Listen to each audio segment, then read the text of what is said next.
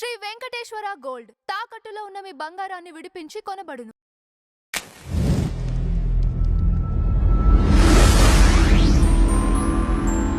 Sir నమస్కారం. నమస్తే అండి. సార్ జడ్చర్ల ఎమ్మెల్యే సినీ నటులు ప్రతి 3 నెలలకు ఒకసారి డ్రగ్ టెస్టులు చేయించుకోవాలి అని కొన్ని కామెంట్స్ చేశారు. ఆ కామెంట్స్కి వెంటనే మంచు విష్ణు గారు కూడా రెస్పాండ్ అవ్వటం జరిగింది.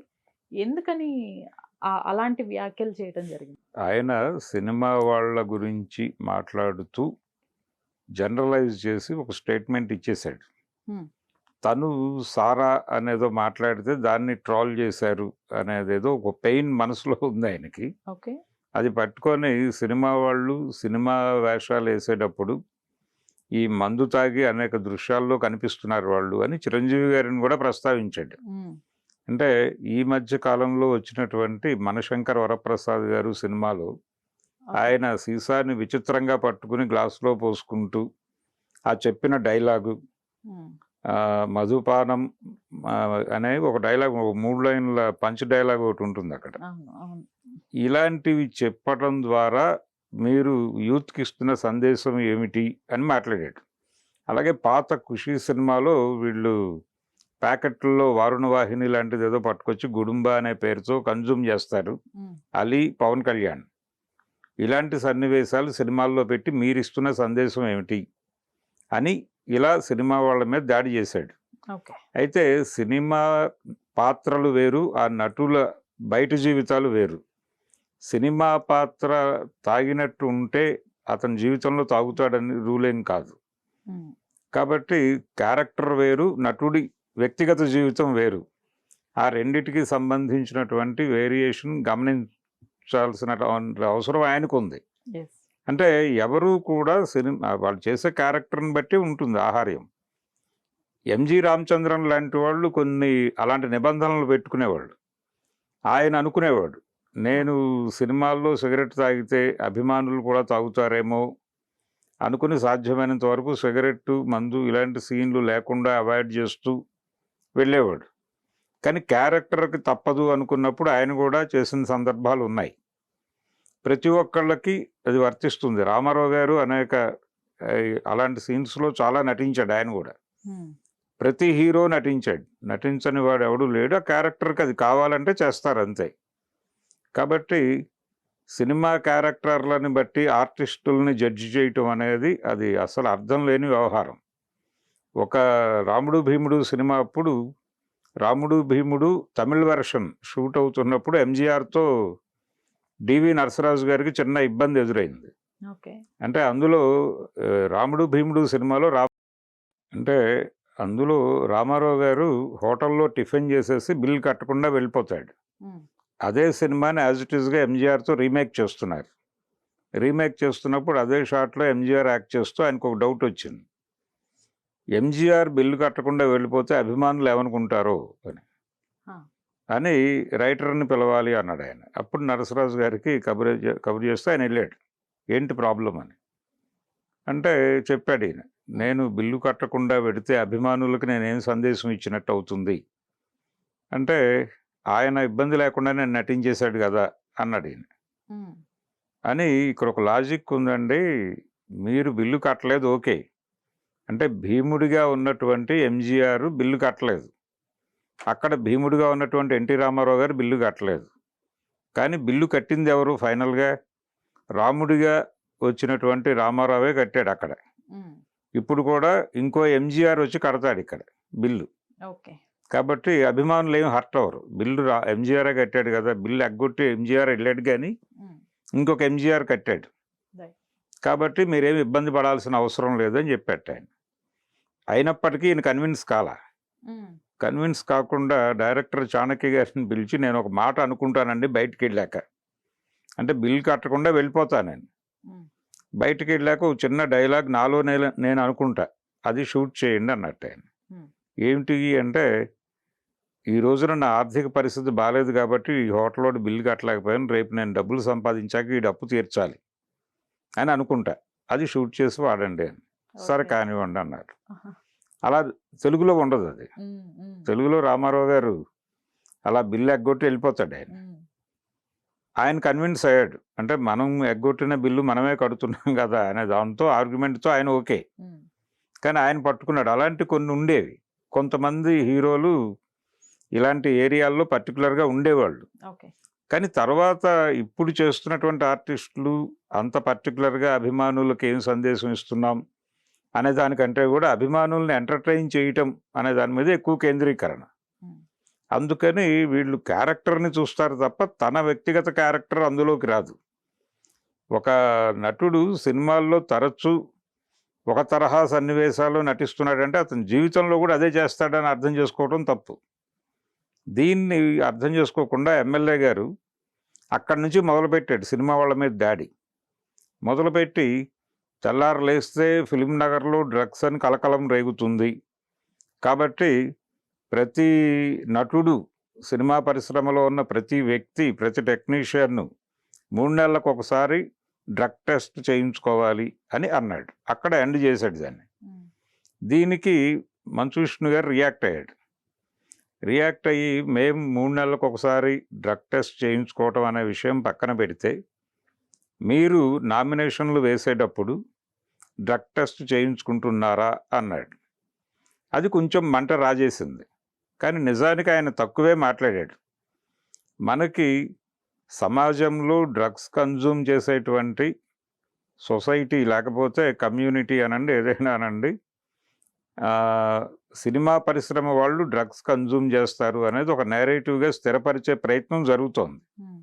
డ్రగ్స్ అనేవి సినిమా వాళ్ళు లేకపోతే స్కూళ్ళు, కాలేజీలు ఈ 2 ఏరియాల్లోనే కన్జ్యూమ్ అవుతాయి. మిగిలిన సమాజం అంతా అసలు డ్రగ్ అంటే ఏమిటో తెలియదు వాళ్ళకి అన్నట్టుగా ఒక ప్రొజెక్షన్ జరుగుతోంది. ఒక నేరేటివ్ని ప్రజల బుర్రల్లో నింపుతున్నారు వీళ్ళు. ఇది ప్రమాదకరం. అలాగే సినిమా పరిశ్రమకు సంబంధించిన ఏ విషయాన్నైనా పర్టికులర్గా డ్రగ్స్కి సంబంధించి ఎవరో ఒక ప్రొడ్యూసర్ని పట్టుకున్నారు ఆ మధ్య. ఆయన దగ్గర డ్రగ్స్ ఏవో దొరికాయని పట్టుకుని ఆయన ఫోన్లో ఉన్న కాల్ డేటాని మీడియాకి రిలీజ్ చేశారు. అంటే ఆయనతో ఆ టైంలో మాట్లాడిన వాళ్ళందరి ఫోన్ నెంబర్లు రోడ్డు మీదకి వచ్చినాయి. దానిలో కొంతమంది యాక్ట్రెసెస్ కూడా ఉన్నారు. అంటే వాళ్ళు ఏదో పర్మిట్ చేసి ఉండొచ్చు ఆయనకి. ఆయన ముందు సినిమాలో నటించి ఆ రెమ్యూనరేషన్ పూర్తిగా రాక బాబు డబ్బులు ఎప్పుడు పంపిస్తావని కూడా ఫోన్ చేసి ఉండొచ్చు. కానీ వాళ్ళు కూడా డ్రగ్ కన్జ్యూమ్ చేసినట్టుగా వీళ్ళు స్క్రాల్లో పెట్టేశారు ఆ నెంబర్లు. చాలామంది ఆర్టిస్టులు అంటే వాళ్ళ పర్సనల్ ఏరియాకి వెళ్ళి దాడి చేసే రైట్ ఎవరిచ్చారు వీళ్ళకి? ఆ కాల్ డేటా మీడియాకి రిలీజ్ చేయటం తప్పు కదా. అది వాళ్ళు సీరియస్గా మాట్లాడలేని పరిస్థితి, సెన్సిటివ్ అయిపోయింది విషయం. అందుకని మీడియా సంస్థలకు ఫోన్లు చేసి బాధపడ్డారు. మరీ మా పేరు అలా పెట్టడం కరెక్ట్ కాదండి, ఆయనతో మాకేవో ఆర్థిక లావాదేవీలు ఉన్నాయి, దాని గురించి మేము ఏదో ఫోన్ చేస్తే ఆయన ఫోన్లో మా నెంబర్ ఉందని చెప్పి మీరు ఇలా స్క్రాల్లో పెట్టడం దుర్మార్గం అని వాళ్ళు ఫోన్లు చేశారు. కొన్ని ఛానల్స్ వాళ్ళు తీసేశారు. ఇలా గ్రాంటెడ్గా తీసేసుకుని సినిమా పరిశ్రమ వాళ్ళు డ్రగ్ కన్జ్యూమ్ చేస్తారు అని ఒక నేరేటివ్ని బిల్డ్ చేయటం కరెక్ట్ కాదు. సమాజంలో ఉన్నటువంటి అన్ని సెక్షన్స్ డ్రగ్ని కన్జ్యూమ్ చేస్తున్నాయనే మాట వాస్తవం. ఒత్తిడి ఎక్కడుంటే అక్కడ డ్రగ్స్ నడుస్తుంది.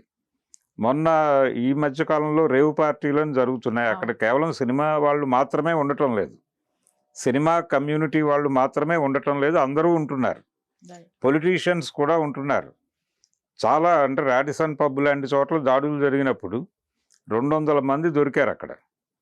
ఆ రోజు డ్రగ్ సర్క్యులేట్ అవుతోంది అని పోలీసులు దాడి చేసిన రోజు. కానీ దానిలో 2-3 సినిమా ఫ్యామిలీస్కి చెందిన పిల్లలు ఎవరో ఉన్నారు. ఆ 3 గురించి కథ రాశారు తప్ప మిగిలిన 179 మంది గురించి ఒక్క మాట ఎక్కడా లేదు. వాళ్ళు ఎవరో ఉంటారు, వాళ్ళు రకరకాల కమ్యూనిటీస్కి చెందినటువంటి పిల్లలు అయి ఉంటారు. మరి వాళ్ళందరూ కన్జ్యూమ్ చేస్తున్నప్పుడు వీళ్ళ గురించే ఎందుకు రాయాలి? అంటే వీళ్ళ గురించి రాస్తే సమాజం చదువుతుంది అనేది వీళ్ళ ఇంట్రెస్ట్. ఇదిగో ఫలానా నటుడి కొడుకు లేకపోతే ఫలానా నిర్మాత గారి కూతురు అని రాస్తే జనాలు కన్జ్యూమ్ చేస్తారు వార్తని. అందుకని ఇది ఇంట్రెస్టింగ్గా ఉంటుంది కాబట్టి అలా రాసేస్తే అది గ్రాంటెడ్గా తీసేసుకుంటోంది సమాజం. సినిమా వాళ్ళు మాత్రమే కాదు, అసలు డ్రగ్స్ సమాజంలో సరఫరా అవటం వెనకాల సినిమా నటుల ప్రమేయం కంటే కూడా రాజకీయ నాయకుల ప్రమేయమే ఎక్కువ ఉంటుంది. ఏదో ఒక రాజకీయ నాయకుడు అనుమతి లేకుండా, ఎమ్మెల్యేలు, ఎంపీలు వీళ్ళ అనుమతులు లేకుండా ఏదో మేరకు వీళ్ళకి ఆ రాకెట్తో లింకులు లేకుండా ఎక్కడో వైజాగ్ పోర్ట్ దగ్గర ఎక్కడో పట్టుబడినటువంటి డ్రగ్స్ హైదరాబాద్ రాడిసన్ పబ్ దాకా రావు. అందుకని ఈ విషయాలు అందరికీ తెలుసు. కానీ ఈ డ్రగ్ అనగానే సినిమా వాళ్ళు డ్రగ్ కన్జ్యూమ్ చేస్తారు, లేకపోతే స్కూళ్ళు కాలేజీల్లో డ్రగ్ కన్జ్యూమ్ జరుగుతుంది. ఈ డ్రగ్స్ సరఫరా చేసేది కూడా నైజీరియన్స్ మాత్రమే, డ్రగ్ పెడలర్స్ నైజీరియన్స్ మాత్రమే అనే ఒక నేరేటివ్ని కూడా వీళ్ళు జనాల బుర్రల్లో నింపేశారు. కానీ son of the soil local people చాలామంది అమ్ముతున్నారు డ్రగ్స్. వీళ్ళందరినీ ఈ పేరుతో పక్కకి నెట్టేస్తున్నారు. సెక్రటేరియట్లోనూ ఇతర ప్రాంతాలలోనూ ప్రభుత్వ కార్యాలయాల్లోనూ ప్రైవేటు కార్యాలయాల్లోనూ ఐటీ సెక్టార్లోనూ ఒత్తిడి ఉన్న ప్రతి చోట డ్రగ్స్ ఉన్నాయి. డ్రగ్స్ ఉండడం మాత్రమే కాదు, పార్టీలు భారీగా జరిగేటువంటి కార్పొరేట్ ఏరియాలో కూడా డ్రగ్స్ విపరీతంగా నడుస్తున్నాయి. వాటి గురించి వీళ్ళెవరూ మాట్లాడరు. సినిమా వాళ్ళు అనగానే అది ఒక గ్రాంటెడ్గా తీసేసుకుని మాట్లాడటం. అందులో భాగమే జడ్చర్ల ఎమ్మెల్యే గారి మాటలు కూడా. అలాగే ఆయన మా ముఖ్యమంత్రి గారు అడిగారు, సినిమా వాళ్ళందరూ ఈ నో డ్రగ్ సొసైటీ గురించి ఒక ఫిలిం తీసి ఇవ్వాలి మాకు అని అడిగాడు ఆయన. అది అందరూ చేయటం లేదు అన్నాడు ఆయన. చాలామంది చేసి ఇచ్చారు. ప్రతి సినిమా సెన్సార్కి పెడుతున్న ప్రతి సినిమా వాళ్ళు మ్యాక్సిమం ఒక 5 నిమిషాల షార్ట్ ఫిలిం తీసి వాళ్ళకి ఇవ్వటం జరిగింది. వాళ్ళ దగ్గర చాలా ఉన్నాయి. చిరంజీవి గారితో మొదలైంది అది. ఇప్పుడు ఆయన విమర్శించినటువంటి చిరంజీవి గారే మొదట తీసి ఇచ్చాడు. కాబట్టి ఇష్టం వచ్చినట్టు గబుక్కున కామెంట్ చేయటం కాకుండా కలుపుకుని వెళ్ళే పద్ధతిలో సమాజంలో ఇది డ్రగ్ రహిత రాష్ట్రంగా మార్చాలనుకున్నప్పుడు అన్ని కమ్యూనిటీస్ని దగ్గరికి తీసుకుని మాట్లాడే పద్ధతిలో వెళ్ళాలి. అంతే తప్ప అందరూ మాట్లాడుతున్నారు కాబట్టి నేను మాట్లాడతాను అన్నట్టుగా వాళ్ళు ఏదో సినిమాల్లో తాగిన సన్నివేశాల్లో నటిస్తే వాళ్ళు తాగుబోతులు అని, సినిమా వాళ్ళు మాత్రమే డ్రగ్స్ తీసుకుంటారని ముద్రేసి మాట్లాడటం మాత్రం ఖచ్చితంగా క్షమించే వ్యవహారం అయితే కాదు. మంచు విష్ణు గారు చాలా గౌరవప్రదంగా చాలా ఈజీగా అంటే ఆయన మాట్లాడిన మాటలకి సీరియస్ రియాక్ట్ అవ్వాల్సిన అవసరం ఉంది. కానీ ఆయన చాలా పరిమితుల్లో మాట్లాడాడు. ఇంకొంచెం హై డోస్లో మాట్లాడచ్చు, ఇంకొంచెం సీరియస్గానే క్రిటిసిజం పెట్టచ్చు. కానీ ఎందుకు వచ్చిన గొడవ అనుకున్నట్టున్నాడు ఆయన. చాలా తక్కువ మోతాదులో మాట్లాడాడు. దానికి కూడా వాళ్ళు విమర్శిస్తున్నారు. ఇప్పుడు స్పేర్ చేయాల్సినటువంటి అవసరం అయితే లేదు politicians. Right sir, thank you so much. Thank you.